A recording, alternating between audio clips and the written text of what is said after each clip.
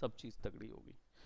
All right, so let's start with our today's class. और today's class में हम लोग डिस्कस करने वाले हैं टेक्सचर बेकिंग के बारे में। ठीक है, ये सब बताया था उस दिन, बट केवल एक ही जन ने, आप में से दो जन ने अटेंड किया जो सामने बैठे हैं, बाकी तीन जन ने अटेंड नहीं किया। ठीक, तो लेकिन करना तो है। तो अब यूट्यूब बैग बोरो और स्टील जो भी करना है, यूट्यूब जाओ, एनिमेशन सर्च करो और वीडियो में, खैर हालांकि तुम लोग ने एनिमेशन पहले भी दिया है। हाँ, तुमने भी दिया है, लेकिन उसको मैं कंसीडर नहीं करूँगा। अब आप लोग, हाँ, और उसमें ना 3D का भी इन्वॉल्वमेंट बताया था, तो जो कि आप लोग ने ध्यान नहीं दिया होगा। वो इसलिए क्योंकि हमने लेना कितना था, टेक्निकली बताऊं तो लेना था आपको मात्र 24 फ्रेम में। 24 फ्रेम, हमने 100 फ्रेम लिए थे, इसलिए एनिमेशन स्लो आ रहा था। 24 फ्रेम लेते तो वहाँ पे डाल देते, लेकिन हमारे पास थोड़ा सा टाइम फ्रेम कम हो गया था, टाइमिंग कम हो गई थी। सामने वाले भी जो बच्चे थे वो थोड़ा सा समझ में आ रहे थे कि उनको ध्यान नहीं जा रहा है। एक तो सो गई थी, हाँ, जब सर लगा के सो गई थी, तो मैं समझ गया था कि हमें फिर जल्दी जल्दी करके कुछ करना है। So we had given them, लेकिन 24 लोगे, 24 फ्रेम में एनिमेशन निकालोगे तो वो बहुत अच्छा आएगा। तो आपका ना फिर प्रिसाइज 1 सेकंड का एनिमेशन निकाल लोगे, फिर 2 सेकंड 3 सेकंड के अलग अलग निकालो। तो ये चीज़ उसी को समझ आ सकती है जो उस दिन अटेंड किया था, क्योंकि मैंने मैक्स का ही यूज़ किया था उसमें रेंडरिंग के लिए। ऑल राइट, सो चलिए शुरुआत करते हैं टेक्सचर बेकिंग से। और टेक्सचर बेकिंग जो है वो बहुत ही सिंपल प्रोसेस होता है, तो वो कोई ऐसा बड़ा प्रोसेस नहीं है। बट होता क्या है इस पे बात कर लेते हैं। Texture texture baking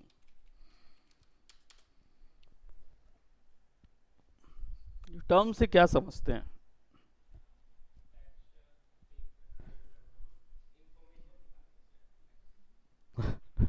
generally texture bake का मतलब ये होता है, that was very good answer. Texture को बेक करना टर्म से हम यही समझते हैं, करेक्ट है।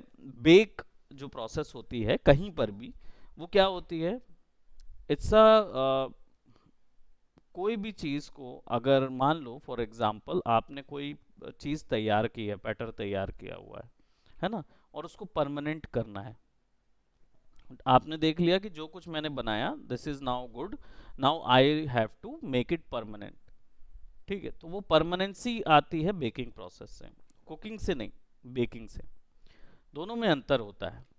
कुकिंग में क्या होता है, जब आप खाना बनाते हैं, कोई चीज़ को कुक करते हैं, तो which is run time heat applied होती है प्रोडक्ट के ऊपर में। ठीक है, प्रोसेस क्या होता रहता है, रन टाइम होता रहता है, और जो आउटपुट आता है वो टेम्परेरी होता है। आपने देखा होगा टेम्परेरी ही होता है, कुकिंग जो है वो 1 या 2 दिन ही चलती है, तीसरे दिन नहीं चलती है। तो आप जो मैक्स के अंदर बाय डिफॉल्ट काम करते हो, that is a cooking process. आप क्या करते हैं, कोई भी चीज़ जैसे मैक्स के अंदर ली आपने, एंड आई जस्ट टेक ऑर्केलियम, क्योंकि ऑर्केलियम में हमने टेक्सचर लगाया था, है ना।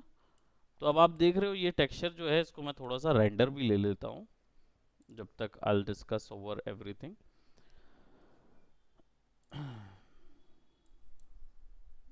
Okay, so right, let's just say we had this character. अब कुकिंग का क्या होता है, cooking is this rendering process जो हो रही है, ये कुकिंग प्रोसेस है। क्यों? क्योंकि आपने क्या किया, आपने बनाया, आपने जो भी चेंजेस है वो मैक्स के स्लेट एडिटर में सेव है, और इसको आपने रेंडर लेके निकाल के कहाँ कर दिया, मार्केट में डाल दिया फॉर द यूसेज। ठीक है, that is your cooking process, entirely cooking process. But let's just से व्हाट इफ, अगर आपको इन्हीं टेक्सचर, जो रेंडर्ड टेक्सचर है, रेंडर्ड टेक्सचर है, उसके ऊपर में कोई काम करना होगा, तो क्या करोगे? कुछ नहीं कर सकते कुकिंग प्रोसेस में, क्योंकि एक बार खाना बन गया, बनने के बाद वो 2-3 दिन बाद खराब ही हो सकता है। आप उसको क्या वापस से कहीं यूज कर सकते हो? नहीं कर सकते। लेकिन जब आप ब्रेड को बेक करते हो, आपने क्या किया, बैटर बनाया, बैटर को बेक मार दिया, क्योंकि उसके अंदर क्या था, प्री डिफाइंड इंफॉर्मेशन थी। टेस्ट, हर एक चीज था, एक्शन था, सब चीज थी। See I am giving you an example which is very common in the history, है ना। तो आप क्या करते हैं, उस पैटर्न को पूरा बनाते हैं एंड देन फिर आप उसको क्या कर देते हैं, बेक में डाल देते हैं, ओवन में डालते हैं। तो जब वो बेक होके बाहर निकलता है, उसकी लाइफ तो लॉन्ग होती ही है, ठीक है। वो प्रोसेस से क्या होता है that you guys already know, just basically पानी मॉइस्चर खत्म हो जाता है उससे, तो प्रोडक्ट जो होता है वो लॉन्गर लाइफ के लिए चल सकता है, ठीक है। और आप उसको, ऐसे ऐसे भी प्रोडक्ट हैं जो मतलब 60 साल 70 साल तक भी खा सकते हो, खराब नहीं होगा। ऐसी भी ब्रेड्स आती हैं वेरी ड्राई, बहुत सारी ड्राइड वो होती, तो वर्ल्ड वॉर 2 में इजाद की गई थी उनका। सो ओवन में क्या होता है, वो बेक होके बाहर आता है and then you can reuse it for any other purpose. Cake basically बनता क्या है, ब्रेड अलग बनता है, उसके ऊपर का जितना चीज है वो अलग बनता है, तो रीयूजेबल हो सकता है फॉर एनी अदर पर्पस। खाना एक बार बन गया, उसके बाद क्या कर सकते हो, सॉस ही डाल के खा सकते हो, यही तो करते हो और क्या करो।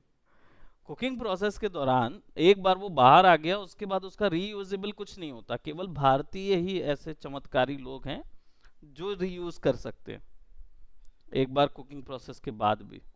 वो चावल में डाल के फ्राई करके खा लेते हैं, तो कहीं कुछ करके खा लेते हैं, वो भारतीय ही कर सकते हैं, ठीक है। लेकिन जब बेक हो जाता है, बेक होने के बाद हम उसकी बुनियादी चीज़ नहीं बदल सकते। क्या आप उसमें से कोई एक चीज़ निकाल सकते हैं, नहीं निकाल सकते। तो इट्स अ बेक प्रोसेस और कुकिंग प्रोसेस में अंतर समझ आता है ना, कि बेकिंग जो होती है वो लॉन्गर टर्म यूज कर सकते हो, बेक्ड प्रोडक्ट के ऊपर कोई वैल्यूज चेंज की जा सकती हैं, लेकिन उसकी बुनियादी स्ट्रक्चर को तोड़े बिना, जो उसका बेस है उसको नहीं तोड़ सकते, क्योंकि वो पूरा बेक हो गया। इसका फायदा क्या होता है, इसका फायदा ये होता है कि वो लाइट वेट हो जाता है, हर चीज जो है वो लाइट वेट हो जाती है, इजी टू रेंडर हो जाता है, बिकॉज आपने लाइट भी बेक कर ली, टेक्सचर भी बेक कर लिया, सब सरफेस स्कैटरिंग भी बेक कर ली, सारी वैल्यूज बेक कर ली। तो जो शेडर के द्वारा बेक निकल रही थी रेंडरिंग, अब आप उसको टेक्सचर में इमेज के फॉर्मेट में टर्न कर देते हो, तो अब सब चीज क्या हो जाता है, हल्का हो जाता है। बिल्कुल नहीं, क्वालिटी में फर्क ही नहीं पड़ेगा, बस लाइट अगर शिफ्ट करोगे तो फर्क पड़ेगा। क्यों, क्योंकि आपने बेक कर दिया है। शेडो भी बेक कर दोगे तो एक जगह पे अगर रख दोगे ना, तो वो रियलिस्टिक ही दिखेगा,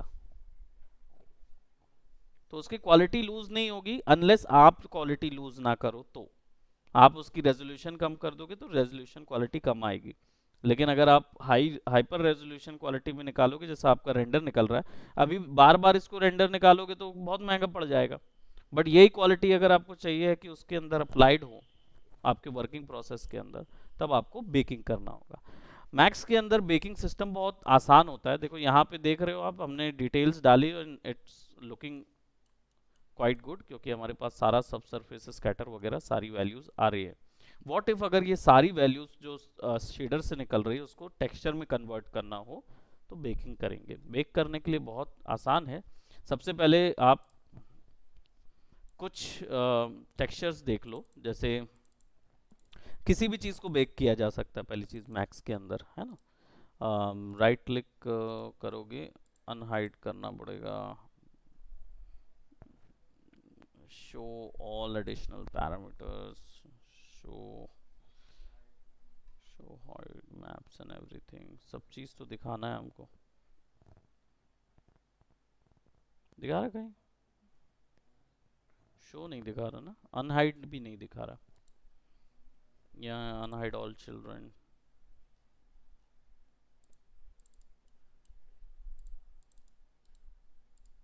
ये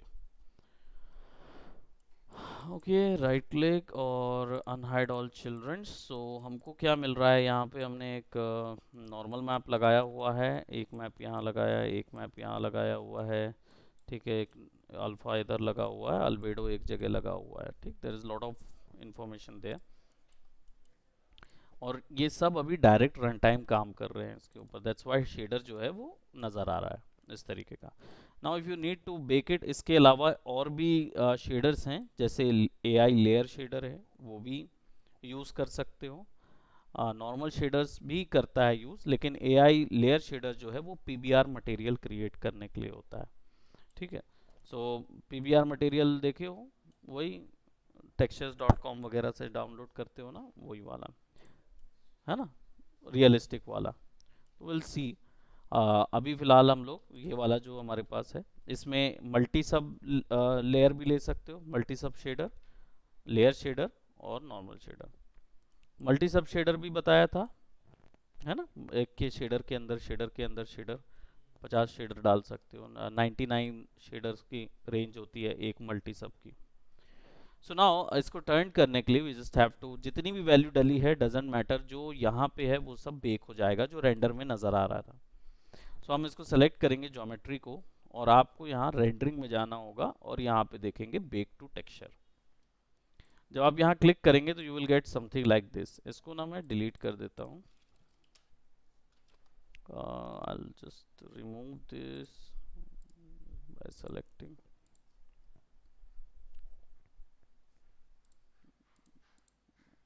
remove selected maps, खैर दूसरा ऐड कर लेंगे।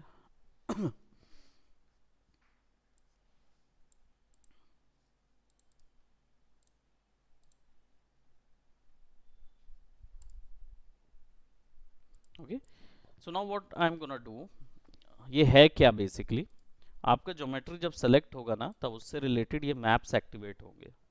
ये मैप दो टाइप के हैं, रेंडर के हिसाब से अलग से देखने हैं, आर्नोल्ड के इतने टाइप के पासेस हैं, ये सारे पासेस एक शेडर में अप्लाइड होते हैं, तो ये सब चीज़ एक इमेज में निकाल सकते हो।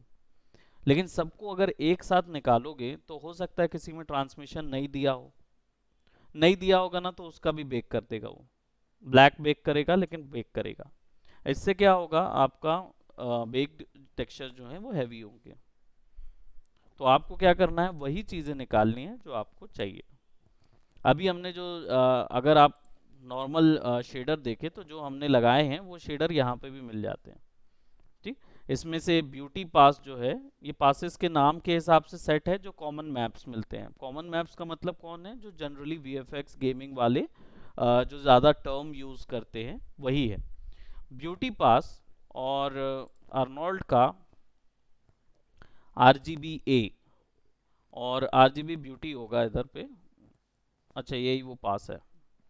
Beauty pass has all the values of a texture, इसके अंदर सब आ जाता है। तो इसके अंदर आपका क्या आ जाएगा, कलर आ जाएगा, अल्फ़ा आ जाएगा, नॉर्मल आ जाएगा, ये आ जाएगा, वो आ जाएगा, सब एक साथ आएगा। ठीक है, ब्यूटी पास। पर ये अल्बेडो जो है ना, अल्बेडो मान के चलो, अल्बेडो में लगा दोगे इसको, लगेगा ये अल्बेडो के अंदर। ठीक, एम्बियंट ऑक्लूजन लाइट्स को कैप्चर करता है, तो ये लाइट का पास बनाता है। ठीक है, इसका यूज़ तब आता है जब मैंने जैसे बताया है, अगर आपको लाइट ओमिट करनी है यहाँ से, है ना, लाइट को कैलकुलेट नहीं कराना है, आपके पास एक ऐसा टेक्सचर है जो शेडो कैलकुलेट कर सकता है, उसको यूज़ कर सकते हो। ठीक, और ऐसे ही कलर पास यानी फ्लैट कलर निकालेगा, एमिसिव एमिशन निकालेगा, मटेरियल आईडी, ये पास काम आता है जब आप मटेरियल्स में आईडी डालते हैं। मटेरियल्स में आईडी कैसे डलती है, सिंपल उनका नेम ही उनकी आईडी होता है, यहाँ पे डाल सकते हो, आपने 1 डाल दिया, 2 डाल दिया तो वो मटेरियल आईडी सेव होगी। फ़ायदा क्या होगा, ये यूज़ आता है सब्सटेंस पेंटर में, ऐसे सॉफ्टवेयर जो कि मटेरियल आईडी यूज़ करते हैं, इसकी मदद से आप आइसोलेट कर सकते हो। आँख को हाइड कर दो, मटेरियल आईडी लिख के आएगा, आँख को हाइड कर दोगे तो फिर आँख वहाँ पे पेंट ही नहीं होगी। बॉडी कर सकते हो, पहले बॉडी पेंट कर लो, फिर बॉडी को हाइड कर दो, आँख को ऑन कर दो, ये सब्सटेंस पेंटर में मटेरियल आईडी यूज़ होती है। यही चीज़ ZBrush में भी यूज़ होगी, बाकियों में भी यूज़ होगी। ठीक है, ऐसे ही मटेरियल इनपुट, मटेरियल इनपुट यानी अगर जो भी एक्स्ट्रा आपने इनपुट सेक्शन डाला हुआ है, जैसे लेयर वाले में मल्टीपल इनपुट डालते हो तो फिर आपको ये मटेरियल इनपुट। मेटलनेस बताओ क्या होता है फटाफट।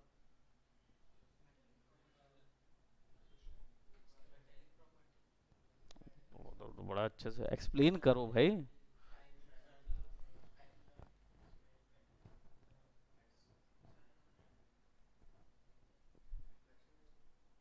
रिफ्लेक्शन और रिफ्रैक्शन दोनों ही मेटलनेस पे काउंट होगा। Reflection is generally the point. Reflection अगर इमेज के फॉर्मेट में निकालना है तो मेटलनेस यूज करना होगा। मेटलनेस का मैप जो है वो डायरेक्ट उसमें रिफ्लेक्शन डाल देगा।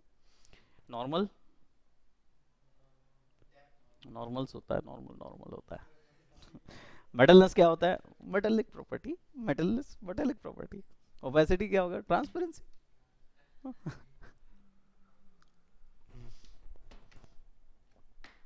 वर्टेक्स कलर, एक एक वर्टेक्स की आईडी होती है, कलर वाइज उसका एक मैप निकलता है। कहाँ यूज़ होता है? ये यूज़ होता है आपका अगर आप वर्टेक्स के फॉर्म पे, इमेज के फॉर्म पे किसी ऑब्जेक्ट में अगर क्या बोलते हैं डिफॉर्मेशन डालना चाहते हो तब के लिए।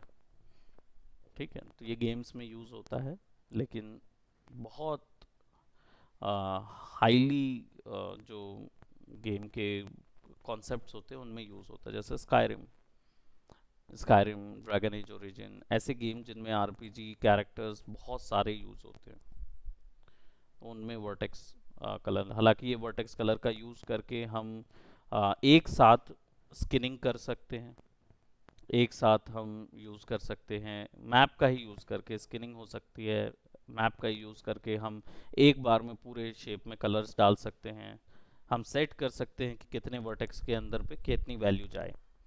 तो ये इंफॉर्मेशन गैदर करेगा, एक मैप गैदर करेगा। हाँ है ना, लेकिन यहीं के एसी का है, वहाँ का भी चालू हो जाएगा, इससे चालू कर लो। इसको 22 में सेट कर दीजिए बस, बस बाकी आप वहाँ चालू कर लीजिए। तो फिर रिमोट क्यों ले गए? ठीक है। हाँ, राउंडेड कॉर्नर्स तो बहुत ही, टर्म ही ऐसा है जो समझने की मुश्किल आ जाती है। कॉर्नर्स है। हम्म, देखो इसमें लिखा हुआ है, बता रहा हूँ क्या लिखा है, देखो। Bakes a normal map that creates rounded corners on any sharp of the objects, any sharp edges of the object. क्या समझे? समझे क्या मतलब क्या समझे यार, जो लिखा है उसका मतलब क्या?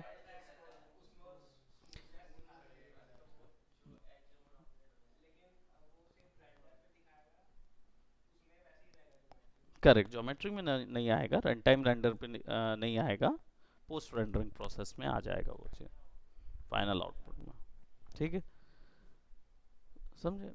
Everything is self explanatory. थोड़ा चीज़ है जो आपको समझ नहीं आएगा, जैसे क्रिप्टोमैट नहीं समझ में आ रहा था तो मैंने समझाया फिर बाद में, वर्टेक्स कलर समझ नहीं आ रहा था, मटेरियल आईडी आपको समझ नहीं आता, मटेरियल इनपुट शायद समझ नहीं आता, ये एक्चुअली मल्टीपल इनपुट्स अगर उसमें किए गए हैं तो उसको भी बेक कर देता है।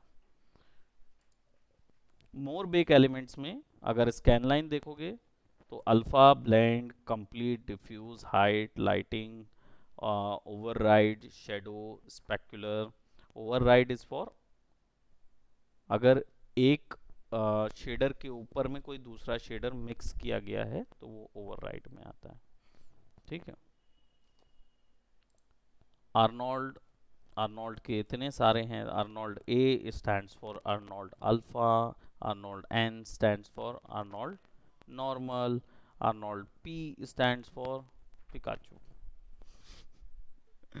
Paint, Arnold RGBA D noise, advanced map is a combination of maps, ऐसे करके बहुत सारे निकलते हैं। Albedo is also a part of advanced map which is combination of a diffuse and a क्या बोलते, फ्लैट कलर, फ्लैट कलर और diffuse दोनों का मिक्सचर होता है, उसमें अल्फा भी होता है ना। Ambient occlusion is light, coating जो होती है वो ओवरले कोटिंग होती है, यानी मैश के ऊपर एक और कोट होता है ना। तो जब कोट करेंगे ना तो आप जो ऑलरेडी मैश का बेस कलर है उसके ऊपर में एक और कलर डाल सकते हैं, और दोनों के बीच में हाईलाइट में डालना है कलर या नहीं डालना है तो वो कर सकते हो। ठीक है, वो इतना हार्ड नहीं होता क्योंकि कोट आपके आर्नोल्ड शेडर में अवेलेबल होता है। आपने देखी है कभी कोट वैल्यू चेंज करके? है ना? अब वो जो उसमें दिया हुआ रफनेस भी दिया हुआ है, उसी में बेस कलर भी दिया हुआ है, वो भी पूरा एक अपने आप में छोटा शेडर है। बस आप उसको अप्लाई करोगे तो वो आपके बने बनाए शेडर के ऊपर में अप्लाइड हो जाता है कोड। पर उतना किए नहीं होंगे। किए हैं कि नहीं किए हैं? किए हैं ना? किए हैं तो फिर दिक्कत नहीं है।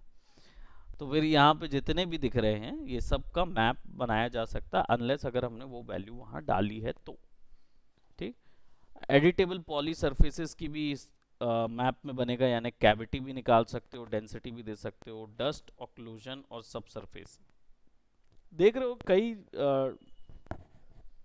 डस्ट मतलब एक्चुअल में ये डस्ट नहीं है, ये नॉइस है।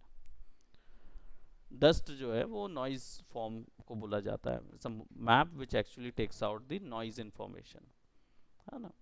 Density, cavity, right? Cavity is basically density जो होगा वो आपका वर्टेक्स की आपसी इंफॉर्मेशन होगी, डेंस कितने हैं वर्टेक्स।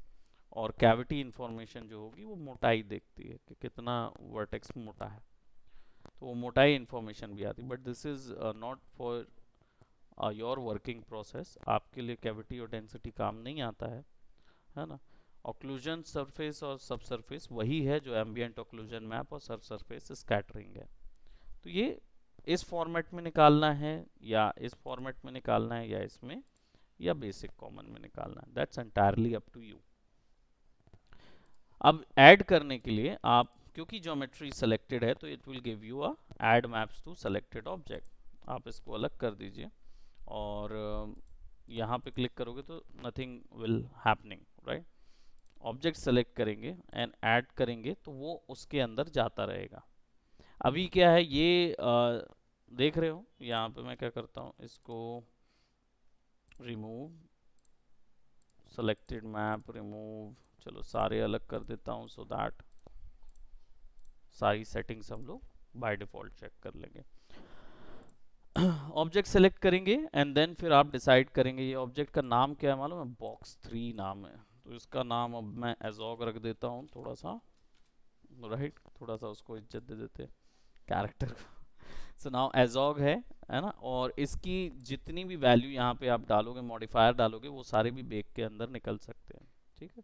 सो अभी फिलहाल जैसे यहाँ पे एम्बियंट है, ब्यूटी है, कलर है, तो हमें चाहिए beauty pass, add map to selected objects, it will give you एजॉग ऑल टुगेदर।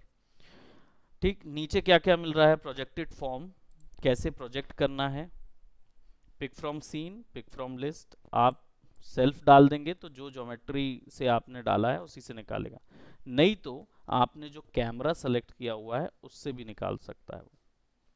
ठीक है? तो आप अगर मान लो आपका सीन आपको केवल वैसे का वैसा ही रखना है, जैसे एक कैमरा सेट कर दिया और उसी से आपको सीन इंफॉर्मेशन निकालनी है, तो फिर उसको फ्रॉम लिस्ट कर दो या प्रोजेक्टेड फ्रॉम सीन कर दो, तो जो पर्सपेक्टिव व्यू पे आप हो ना उसी व्यू से वो कैलकुलेशन लेगा, पीछे की कैलकुलेशन नहीं लेगा। टेक्सचर वैसे ही निकलेगा जो सिंगल रहेगा। अभी मैं सेल्फ करूंगा ना तो ये पीछे का भी कैलकुलेट करेगा, आगे का भी कैलकुलेट करेगा। ठीक, यहाँ पे सेटिंग्स है, तो जब आप कोई दूसरा चेंज करते हो, okay okay okay okay,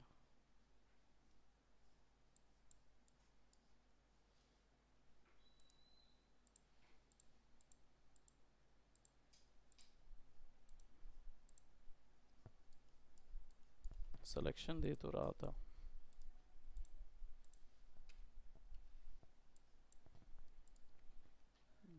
self लिया उसने, सिलेक्शन तो दे रहा था। कैमरा सेलेक्ट करता होगा, लेकिन बाय लिस्ट भी दे सकते हैं। कैमरा तो है नहीं ना, है क्या? सीन में नहीं है कैमरा। चलो पहले इसको देख लेते हैं, देन फिर कैमरा वाले को देख लेंगे। ठीक, यहाँ पे यूवी चैनल आएगा, तो अभी चैनल एक ही है, मल्टीपल यूवी चैनल्स हमने बनाए नहीं। वो यूवी चैनल एक्स्ट्रा में अगर आपको बनाने हैं कि अलग अलग अलग अलग टाइप की चीज़ों के लिए अलग यूवीज यूज़ करें, एक काम वर्कफ्लो के हिसाब से तय होता है ना? एक मॉडल पे तो ये अप्लाइड नहीं होता। ये किस चीज़ के लिए, जब एक मॉडल के अंदर मल्टीपल टाइप के यूवीज यूज करने हो तब के लिए। हाँ, एनवायरनमेंट में हो सकता है, अगर आपने एक ज्योमेट्री ली, let's just say if it's a cylinder, और वो सिलेंडर का यूवी एक तरफ में इधर प्रिंट होना चाहिए, एक में इधर प्रिंट होना चाहिए, एक में इधर प्रिंट होना चाहिए, ठीक है, लेकिन टेक्सचर एक ही है। लेकिन एक का एक ही स्थान की चीज प्रिंट होनी चाहिए, एक में एक ही स्थान की, तब चैनल अलग अलग कर देंगे, तो अलग अलग यूवीज अलग अलग तरीके से यूज किए जा सकते हैं, ठीक है। But that process is not for these work flows, और ना ही गेमिंग के लिए आते हैं वो, है ना। वो तब जब आप एडवांस मूवी मेकिंग में चले जाओगे ना, तब आएगा। तो वो जब जाओगे, then you will get to understand कि ये एक्चुअली वर्क किस में करेगा।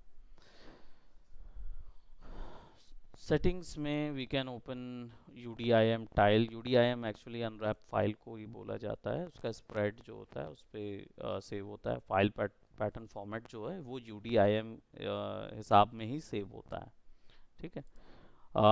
2048 रेजोल्यूशन चाहिए, है ना, और लॉक है। पैडिंग, अगर नेम पैडिंग कितनी करनी है पता ही है आप लोग को, इसको 1 कर दूंगा। एजॉग अंडरस्कोर ब्यूटी उसका नाम है, नाम चेंज करना हो तो कर सकते हो। Now let's just select this and colour भी निकाल लेते हैं, एम्बियंट ऑक्लूजन भी निकाल लेते हैं। एमिशन है नहीं उसके अंदर, है ना, नहीं था ना एमिशन, नहीं था तो क्यों निकालें फिर। मटेरियल इनपुट मेटलनेस निकाल लेते, क्योंकि थोड़ी सी रफनेस डाली होगी। नॉर्मल्स तो निकालना ही निकालना है, रफनेस निकालनी है, ठीक है। राउंडेड कॉर्नर्स भी निकालो, निकाल लेते हैं। वर्टेक्स कलर भी निकाल लेते हैं, है ना। और यहाँ पे कुछ है क्या, क्रिप्टो दिख रहा है क्या, यहाँ नहीं होगा।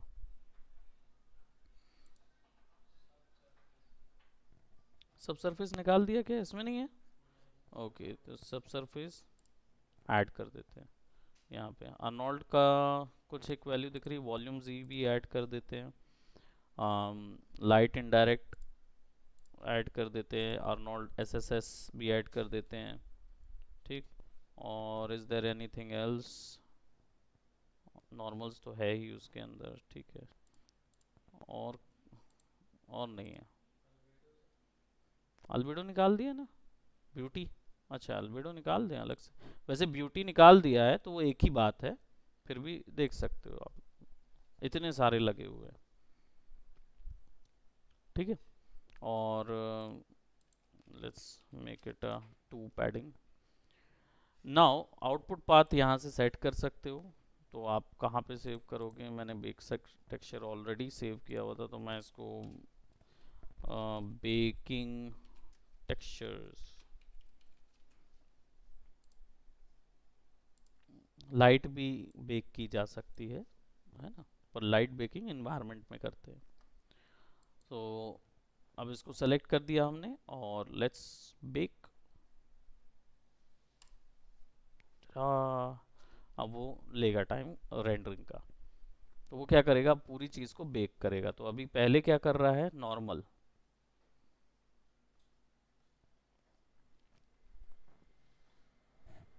तो हमने जो पेंटिंग की थी, थोड़ा बहुत जो इधर उधर किया होगा, वो पूरा अब वो एक्चुअल में वो पेंट कर रहा है पूरी चीज़ को।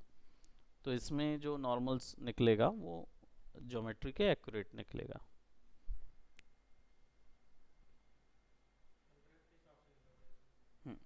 अनरैप के हिसाब से निकलेगा। तो ये तो खैर आपने फोटोशॉप में पेंट किया ही हुआ था, है ना। ये जनरली किस चीज़ के लिए होता है मालूम, जब आपने एक पूरा प्रोसेस तैयार किया हुआ है, और पूरे प्रोसेस को तैयार करने के बाद फिर आप उसको बेक कर रहे होते हैं। तो जब पूरा, जैसे मैंने फोटोशॉप से पूरा तैयार किया हुआ है, अब मैं उसको बेक कर दिया तो मेरा सारा इन्फॉर्मेशन आ गया उसके अंदर। तो अब मुझे बार बार फोटोशॉप के लेयर्स वगैरह बार बार यूज़ नहीं करनी पड़ेगी। आई कुड डायरेक्ट एक मैप यूज़ कर सकता हूँ। जनरली वो इसलिए यूज़ होता है कि एक मैप यूज़ करो, अलग अलग नहीं।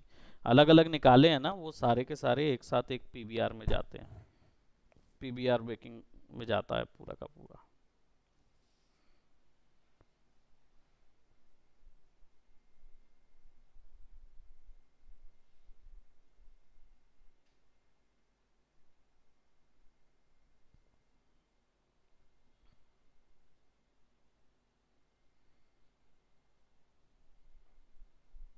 अब देखो लाइट्स भी दिख रही हैं और बाकी डिटेल्स भी बकायदा ज्योमेट्री के ऊपर नज़र आ रहा है।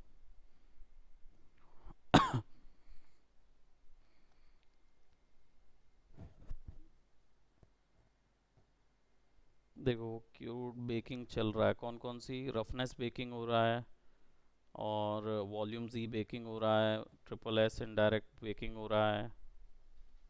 बेकिंग बेकिंग चल रहा है, क्यूड वाले अभी नहीं हो रहे हैं, क्यूड वाले रुके हुए हैं, जो हो रहे हैं वो बेकिंग बेट चल रहे हैं। आप इसको मॉनिटर कर सकते हो, ये भी बेक हो रहा है, अभी ब्यूटी पास बेक हो रहा है।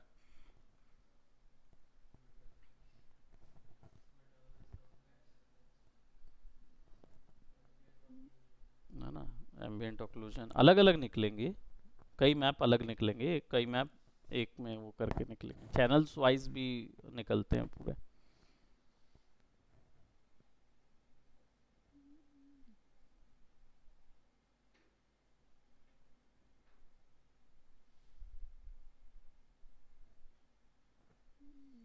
ये क्या हुआ हाथ को, अच्छा हाथ की शेडोज।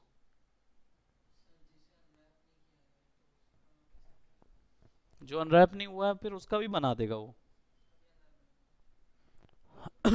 आपने अनरैप नहीं किया तो कंप्यूटर तो अनरैप समझता है अपने हिसाब से, आपने उसमें टेक्सचर डाल दिया, ठीक है, तो वो उस बेसिस पे बना देगा, कुछ भी बना दे, वो आपको नहीं समझ आएगा। तो आपको अगर वैसा चाहिए ऑटोमेटिक अनरैप मार दो,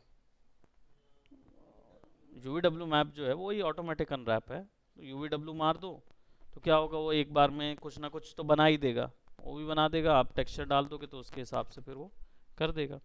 अब ये नॉर्मल कर रहा है, देखो क्या क्या पेंट हो गया, ब्यूटी एम्बिएंट ऑक्लूजन ये सब पास निकल गए, है ना। अब ये नॉर्मल वाले जो अलग अलग पासेस है ना वो निकालेगा, ज्योमेट्री वाले पासेस अलग निकाल रहा है।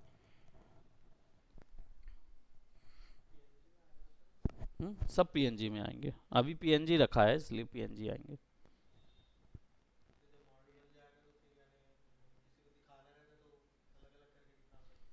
मतलब देखो ये बेकिंग किस लिए होती है, ये सॉफ्टवेयर के लिए नहीं होती, मैक्स के लिए नहीं है, ये बेकिंग कहाँ के लिए होगी, दूसरे सॉफ्टवेयर्स के लिए, ट्रांसफर करने के लिए, टेक्सचर ट्रांसफर करने पड़ेंगे ना। मान लो अब यहाँ से अब आप अनरियल में जा रहे हो तो अनरियल में मॉडल ले जाओगे, अब वहाँ पे तो जो वैल्यू आपने यहाँ डाली थी वो तो वहाँ शिफ्ट हो जाएगी, हो सकता है उसके यहाँ शेडर ना मिले आपको, तो आपको लाइट वैल्यूज और सारी वैल्यूज बेक्ड टेक्सचर के अंदर मिल जाएगी, आप बस उसको वहाँ जाके डाल दो एक कलर का, खत्म।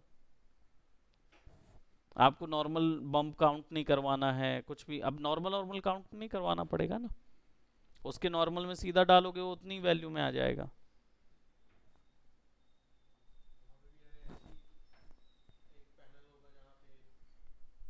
अलग से भी कर सकते हो और डायरेक्ट बेक भी कर सकते हैं ज्योमेट्री, सब कर, बस बस जैसे स्केच फैब बताया था ना, स्केच फैब में कर लो, वही चीज़ है वो।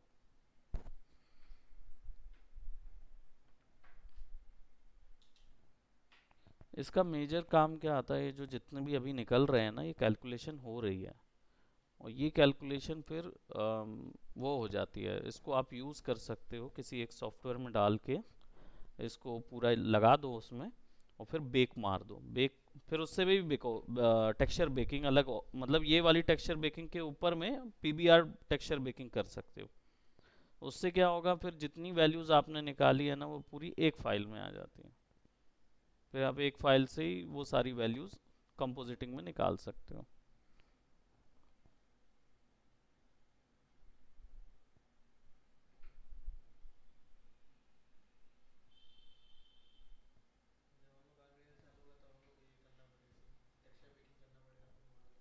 हाँ, वैसे मैक्स इसीलिए सिखाया है, डायरेक्ट सपोर्ट है मैक्स का, मैक्स का सपोर्ट डायरेक्ट होता है इसलिए दिक्कत नहीं होती, मतलब इसमें बनाई हुई चीज़ आप किसी भी इंजन में एक्सपोर्ट करो। हेलो, कितने बजे से क्लास बोली गई है, 4, 4 बजे से बोले ना मैम ने, हाँ बैठो बैठो।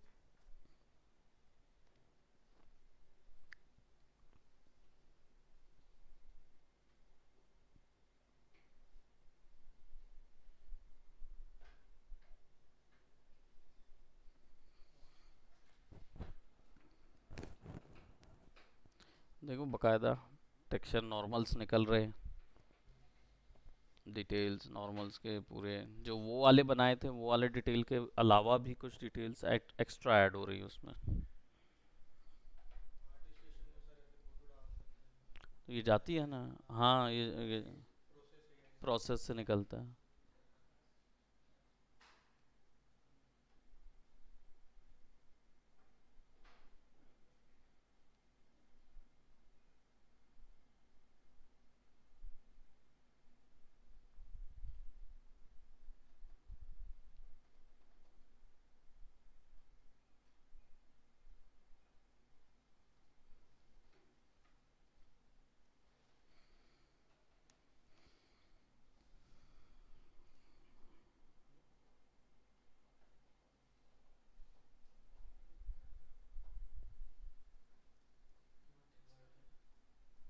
वर्टेक्स कलर निकला होगा, मैप दिखता नहीं है ना कहीं उसमें, अलग अलग टाइप से यूज़ करना पड़ता है उसको। वैसे वर्टेक्स के सेपरेट कलर्स भी डलते हैं, वर्टेक्स के सेपरेट कलर भी डाले जाते हैं, उससे भी आईडी निकलती है ना, सारी आईडी, आईडी मैप्स और आईडी वो निकलती है। शेडर्स में बदलाव किए जाते हैं तब वो उसको निकालते हैं। तो हालांकि वो चीज़ अभी आप लोगों के लिए ज़रूरी नहीं है। अभी आप लोगों के लिए ज़्यादातर कंटेंट प्रोडक्ट जनरेट करने का है, जैसे अभी जनरेट जो कर रहे हैं अब इसको फिर मूविंग वीडियोस में कन्वर्ट करना है ना, उसको अपनी शोरील में टर्न करना है, फिर उसके बाद आपका, क्योंकि वर्टेक्स हर एक वर्कफ्लो में नहीं मांगा जाता वर्टेक्स कलर, है ना, वो आपको नहीं बोला जाएगा कि आपको वर्टेक्स कलर निकाल के दो या कुछ देखो, वो आपके पॉइंट का नहीं है, कोडिंग वालों के लिए लगता है। और जिनको मतलब रिगिंग में थोड़ा सा अगर लगेगा तो लगेगा उसके लिए, तब के बाकी चीज़ के लिए स्किनिंग वगैरह के लिए लगता है, तो वो कोडिंग वालों का पोर्शन होता है पूरा, है, तो वो ज़्यादा टेक्निकल जब जाते हैं ना तब के लिए रहता है।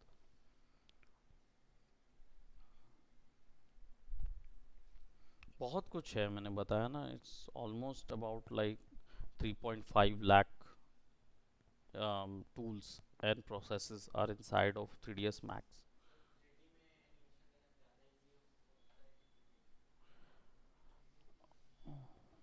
ये देखो उत्तर देखो क्या, देखो क्वेश्चन बहुत अच्छा है कि 3D में एनिमेट करना बहुत आसान है कि 2D में। अम, अगर मैं तुमको नहीं, लेकिन सामने वाले ने एकदम जल्दी बोल दिया प्रज्वल ने कि ये टू डी से ज़्यादा इजी 3D पड़ेगा करके, क्योंकि स्केचिंग, देखो 2D में क्या होता है, 2D में एक ही प्रोसेस इन्वॉल्व होती है विच इज़ स्केचिंग, बस, इसके अलावा कोई और प्रोसेस इन्वॉल्व नहीं होती है, ठीक। 3D में आप मोशन तो वैसे ही करते हो जैसा आपका क्या बोलते, कैरेक्टर का जो बना रहे हो वैसे। 3D में जो पहले वाला पोर्शन है ना, फ्रेम बाय फ्रेम एनिमेशन और क्या बोलते हैं आपका स्ट्रेट अहेड एनिमेशन, जो कि 2D में ड्रॉ करते रहो एक फ्रेम बाय फ्रेम, और डायरेक्ट आपने इन बिटवीन्स और ड्रॉ करना शुरू कर दिया, वो और बड़े प्रोसेस है स्ट्रेट अहेड, बस उतना ही रहता है 2D में। 3D में क्या होता है, ये दो चीज़ों के ऊपर में टेक्निकल एनिमेशन अलग होता है, ठीक है। अब आपने कैरेक्टर मूव करा दिया, लेट्स जस्ट से कि इसमें डेफिनेटली ज़्यादा आपको अप्रोच मिलती है, क्यों, क्योंकि आप कैमरा कहीं पर भी घुमा सकते हो, है ना, आपको हर एक एंगल के लिए एक अलग अलग ड्रॉ नहीं करना होता है, टीडीएस नहीं होता। लेकिन जो चीज़ टीडीएस नहीं है, तो दैट मीन्स ये मान लीजिए कि वो अभी इजी पड़ रही है, आगे चल के हार्ड हो जाएगी, है ना, क्योंकि आप टेक्निकल आर्टिस्ट बन जाते हैं एज एन एनिमेटर, तो वो 12 प्रिंसिपल तो आप अप्लाई कर रहे होते हैं, लेकिन उसको आप केवल 2D में अप्लाई नहीं कर रहे होते हैं। Just give me a moment. आपका कॉल आ गया, कंपनी का ही होगा। इतनी जल्दी किसका कॉल है? तो मम्मी ऐसा बोलती है कि तू क्लास में रहेगा या कहीं पर भी रहेगा, तेरे को फोन अटेंड करना है। ऐसा कोई और ही बोलता है, देख लो भाई, घर जाके समझाना उसको कि देखो भाई ऐसा ऐसा कमिटमेंट ना करे कि, है कि नहीं, कि फोन तो उठाना ही उठाना है, पता चले कहाँ हो किसके साथ हो, ऐसे प्रश्न आने लगेंगे, तो वो चीज़ समझिएगा, है ना। ठीक है, तो जो क्वेश्चन था बहुत अच्छा क्वेश्चन है। इसका आंसर ये है कि डेफिनेटली इजी पड़ता है 3D animation comparatively 2D। Less of a क्या होता है, टीडीएस होता है, लेस ऑफ अ टीडीएस होता है, लगेगा, लेस ऑफ अ टीडीएस होता है आपका क्या बोलते हैं 3D एनिमेशन, लेकिन बहुत सारे हैंडल मिल जाते हैं वर्क करने के लिए। तो आप अगर वो प्रोसेस आपको पसंद है तो आप 2D एनिमेशन, मतलब अगर आप 3D एनिमेशन आर्टिस्ट होंगे ना, तो आप 2D एनिमेशन को बहुत आसान समझेंगे और बहुत चाहेंगे कि ओके मैं गाना सुन सुन के बस ड्रॉ करता रहूं, राइट। लेकिन जब 3D में आते हैं ना, तो 3D एनिमेशन को हैंडल बहुत सारे मिलते हैं। आप कैरेक्टर को किसी भी जगह पे दौड़ा सकते हो, कैरेक्टर को कहीं पे भी कुदा सकते हो। वेट जनरेट कराना बहुत मुश्किल होता है 3D में, कि वेट दिखे। 2D में क्या होता है, टाइमिंग एंड स्पेसिंग बहुत आसानी से यूज़ हो जाती है, फटाक से उठा के दिखा दिए, कैरेक्टर डिफॉर्म कर दिए, स्ट्रेच कर दिए। 3D में लिमिटेशन होता है रिगिंग आर्टिस्ट की, है ना। अब सांस दिखाना है तो क्या करोगे, आपको बस सीधा ऐसा कर्व बना दिए, तो पेट जो है वो अंदर भी हो रहा बाहर भी हो रहा, वॉल्यूम किसी को देखना नहीं है। लेकिन जब 3D में आते हैं तो पेट अंदर और बाहर ऐसा होना चाहिए समझ गए ना। सो हैंडल, अगर आपको मैं बोलूँ आप केवल 3D एनिमेटर हैं, तो आप क्या रिगिंग आर्टिस्ट को चिल्लाते रहेंगे कि तू ऐसा करके दे, वो ऐसा करके दे, ये करके दे, वो करके दे। लेकिन अगर आप टेक्निकल आर्टिस्ट हैं कि रिगिंग, एनिमेशन और डायनामिक्स तीनों चीज़ करते हैं, तो देन आपको थोड़ा सा ये लगेगा, आप समझ पाओगे उस दर्द को कि एनिमेशन में 3D में ज़्यादा काम मिलता है, ज़्यादा हैंडल्स मिलते हैं, मज़ा आएगा करने में, no doubt, there is no nothing on that. मैं इसका उत्तर ऐसे इसलिए नहीं दे रहा हूँ एक लाइन में, आप सोच रहे होंगे कि एक लाइन क्यों नहीं है।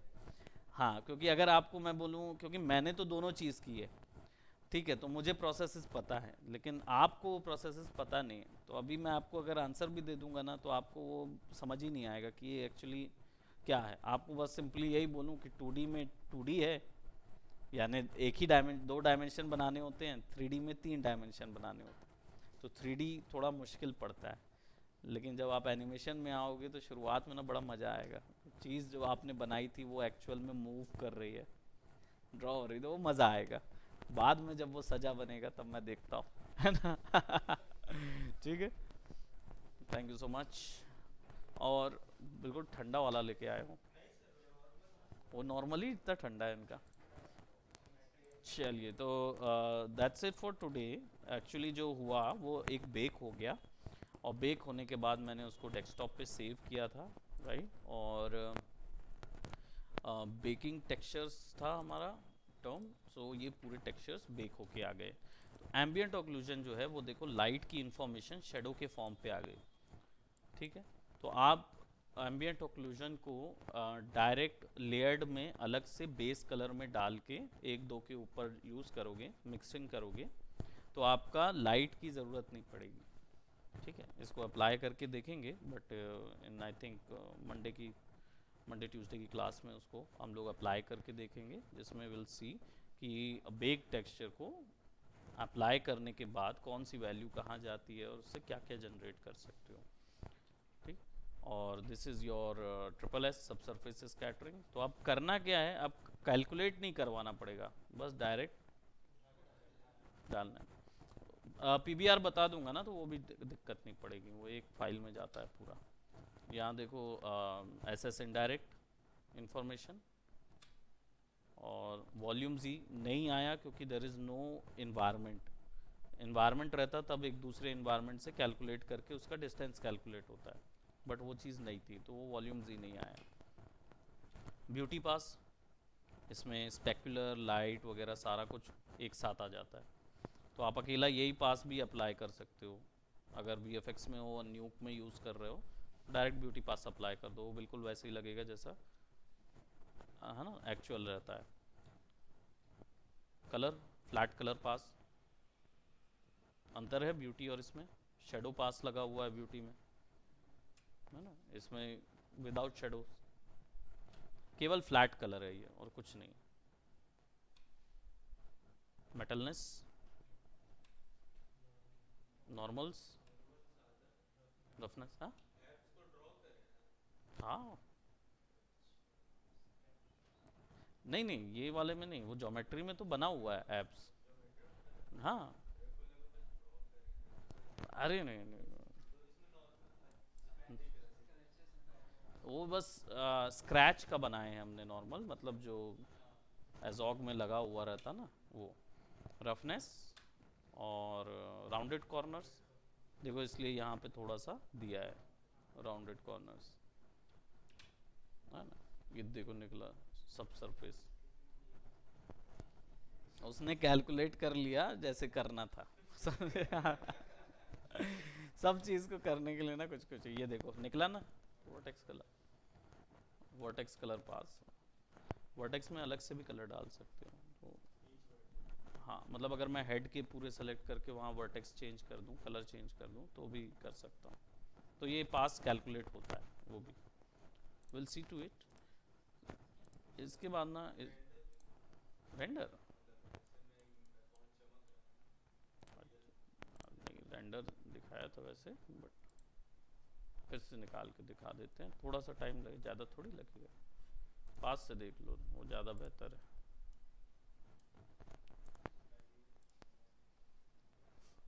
चीज़,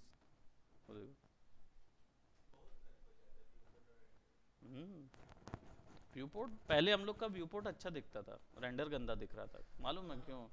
क्योंकि सनलाइट लगी थी, वो चारों तरफ लिट हो रहा था, तो ना कुछ आउटपुट नज़र नहीं आ रहा था। सब सरफेस भी लगाए, सब फ्लैट लगे, सब फ्लैट दिखे, सब प्लास्टिक प्लास्टिक लगा, और व्यू पोर्ट में अच्छा रियल दिखे, है ना।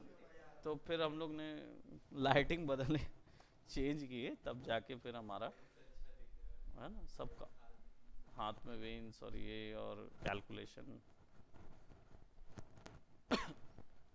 अभी आप लोग वाला भी आएगा तो आप लोग में बिल्कुल चेंज आएगा।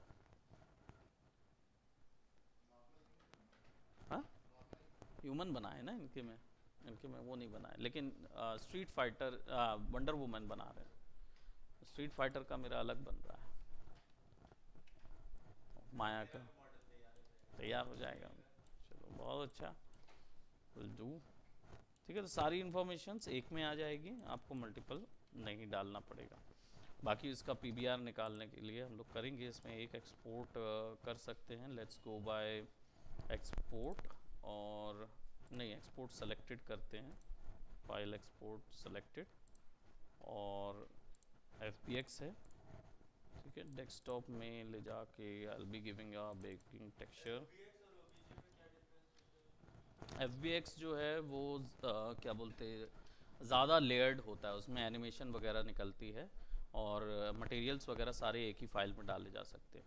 OBJ में मटेरियल्स एक साथ नहीं डाले जा सकते, एनिमेशन कैलकुलेशन नहीं होती है, ज्योमेट्री में जो पॉली इंफॉर्मेशंस होती है वो OBJ सेव नहीं कर, नहीं तो वो फिर सब अलग, वो एक चीज़ के लिए हल्का मैप होता है OBJ, हल्का। हाँ, ऐसा मान के चलें कि OBJ PNG है तो FBX EXR फॉर्मेट, ऐसा है, बहुत सारी वैल्यूज आ जाती है। हाँ, तो लेट्स से एजॉग, और विल सेव इट। यहाँ आ जाओ और यहाँ पे ना एम्बेड मीडिया ऑन कर दीजिए, और यहाँ पे शेल आ जाएगा, एक एक्स्ट्रा आ जाएगा, ठीक है, पहले नहीं मिलेगा, तो इसमें ना बेक्ड मटेरियल, ओरिजिनल नहीं बेक्ड मटेरियल्स करना है, और इंफॉर्मेशन सारी विल सेव रहेगी। और टर्बो स्मूथ ट्रायंगुलर एनिमेशन तो है नहीं, तो ऑफ कर दो, उसकी क्या ज़रूरत है। एनिमेशन बेक भी होता है, तो जब एनिमेशन बेकिंग में जाएंगे तो वहाँ एनिमेशन बेक सीखेंगे। कैमराज नहीं चाहिए है, लाइट्स भी नहीं चाहिए है ना, ऑडियो तो है उसके अंदर, ठीक। और एक चीज़ और करना है वैसे, बट ओके करते हैं। देखो, the following maps are only supported by 3ds Max, they will not be recognized and export incompatibility, ठीक है। दो तीन जो हैं वो अदर सॉफ्टवेयर्स के साथ नहीं चलेंगे, वो बता रहा है। एजॉक का 3D अप्लाइड है इसके अंदर, खतरनाक दिख रहा है। टर्बो स्मूथ नहीं कैलकुलेट हुआ ना मैप उसमें, और ये FBX इसमें दिख रहा है, और ये वाला के बजाय उसको उसमें ओपन करेंगे ना, क्या बोलते हैं, स्केच फैब वगैरह, तो दैट इट विल देयर। खैर will tell you some more things, क्योंकि बेकिंग जो है वो अभी हाफ प्रोसेस, हाफ भी नहीं, 80% प्रोसेस किया है अभी। बस एक प्रोसेस ये है कि वो पूरी चीज़ को एक PBR मटेरियल में बनाना कैसे है, तो that also I will tell you guys, but for now I have a separate class, so नहीं फिर वो टेंशन नहीं रहेगी, वो एक शेडर डाल दो, उसी में सब है। नहीं, वो अपने में एक शेडर बनेगा, PBR शेडर बनेगा, जैसा तुम वहाँ प्रीसेट में सेट करते हो ना, वो डाल दोगे तो ज्योमेट्री अपने आप पूरा कर सकते हो, वो भी आएगा तो नॉड के हिसाब से ही आएगा।